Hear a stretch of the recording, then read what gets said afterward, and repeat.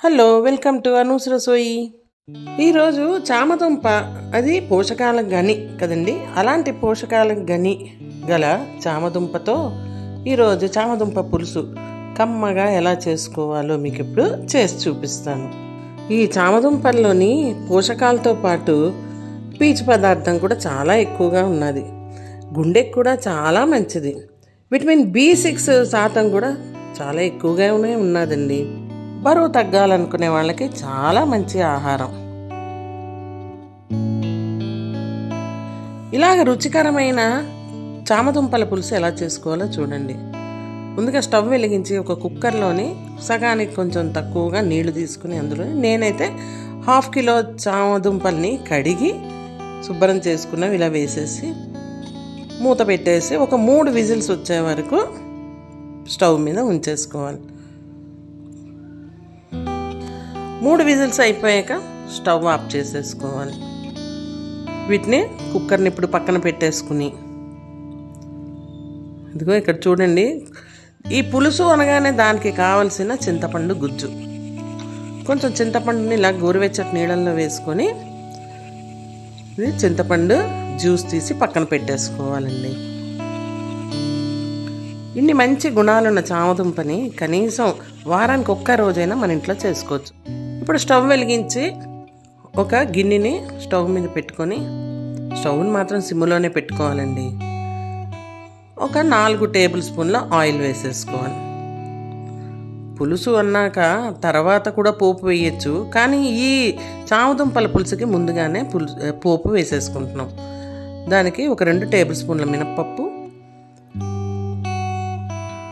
ఇంకా 1 table spoon ఆవాలు, ఒక 1/2 టేబుల్ స్పూన్ మెంతులు.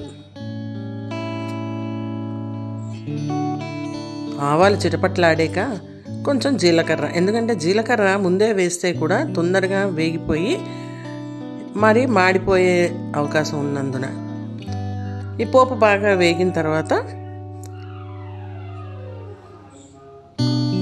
దీనికి ఒక ఎండుమిరపకాయలాగా తుంపి వేసేసుకున్నానండి. చూడండి, బాగా వేగిపోయింది కదా పప్పు మొత్తం. అంటే మినపప్పు రంగు మారింది, బ్రౌన్ కలర్ అంటేనే వేగిపోయినట్టు మనకి తెలిసిపోతుంది.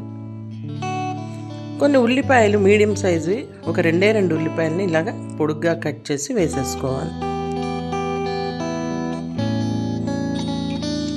కొన్ని పచ్చిమిరపకాయలని కూడా ఇలాగ పొడుగ్గా చీల్చి వేసేసుకోవాలి.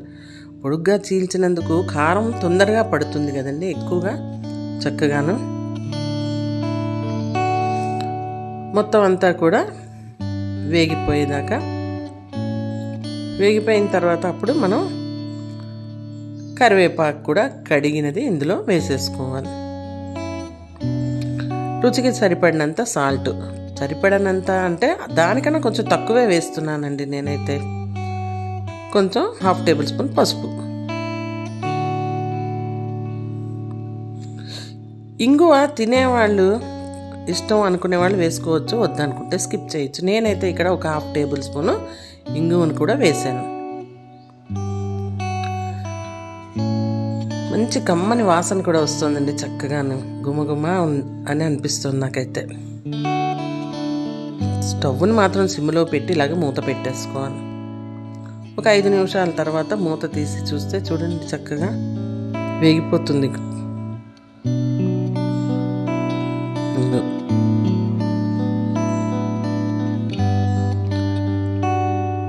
మొత్తం ఉల్లిపాయలు పచ్చిమిరపకాయలు అన్నీ కూడా వేగిపోయాయి.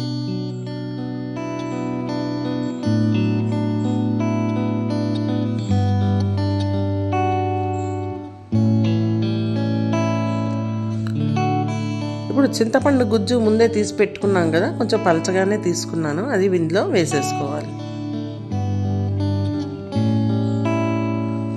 రుచికి సరిపడినంత కారం, టేబుల్ స్పూన్ కన్నా కొంచెం తక్కువే వేసాను, ఎందుకంటే పచ్చిమిరపకాయలు కొంచెం ఎండుమిరపకాయ కూడా వేసాం కదండి, అందుకని. బెల్లం, తీపి ఎక్కువ కావాలి అనుకున్న వాళ్ళు కొంచెం ఎక్కువ వేసుకోవచ్చు, తక్కువ కావాలి అనుకున్న వాళ్ళు తగ్గించి వేసుకోవచ్చు. బెల్లం కరిగిపోతుంది చూడండి కాసేపటికే. మార్కెట్లో బెల్లం పౌడర్ కూడా దొరుకుతుందండి, అది కూడా వాడచ్చు మనం. బెల్లం అంతా కరిగిపోయింది.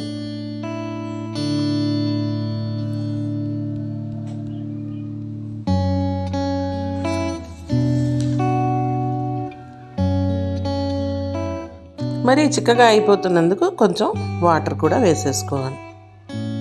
గర్భిణీలకి చామదుంప చాలా మంచి మేలు చేస్తుందండి. వికారాన్ని కూడా దూరం చేస్తుంది. ఏ విధంగా తిన్నా కూడా చామ చాలా మంచిది ఒంటికి.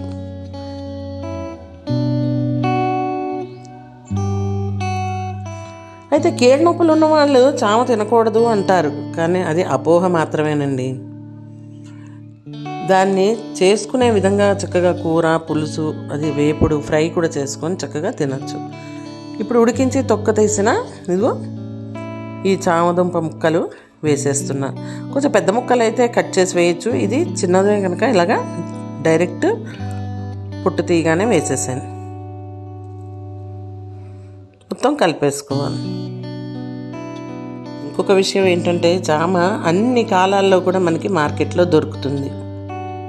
ఇంకా చామలోని కాల్షియం, ఐరన్, ప్రాస్పరస్ కూడా చాలా ఎక్కువే ఉన్నదండి. మూత పెట్టేశాక కాసేపు తీసాక ఇంకొంచెం సాల్ట్ వేసాను, తక్కువ అనిపించిందని. సాల్ట్ వేసాక కూడా మళ్ళీ మూత పెట్టి తీసేసాను. చూడండి రెడీ అయిపోయిందండి చక్కగాను. ఇంకా తొందరగా జీర్ణమయ్యే దుంపకూరల్లో చామదుంప ఒకటండి. ఇంకా చామదుంపలంటే ఇష్టం లేదు, వద్దు అనుకునే వాళ్ళు కూడా ఇలాగ చామదుంపల పులుసు చేసి పెడితే ఇంకా పప్పు కూర వద్దని చెప్పి మొత్తం లంచ్లో ఈ పులుసుతోనే తినేస్తారండి చక్కగాను. మీరు కూడా ఒకసారి ఇలాగ ట్రై చేసి చూడండి, ఎలా వచ్చింది, ఎలా ఉందో టేస్ట్ కామెంట్ రూపంలో నాకు తప్పకుండా తెలియచేయండి. మీ ఫ్రెండ్స్ మీ ఇంటికి వచ్చినప్పుడు ఇలాగ చేసి పెట్టండి, చాలా ఇష్టపడతారు కూడాను. క్రిస్పీగా ఫ్రై చామదుంపలతో ఎలా చేసుకోవాలో అది కూడా మీకు నెక్స్ట్ వీడియోలో తప్పకుండా చేసి చూపిస్తానండి.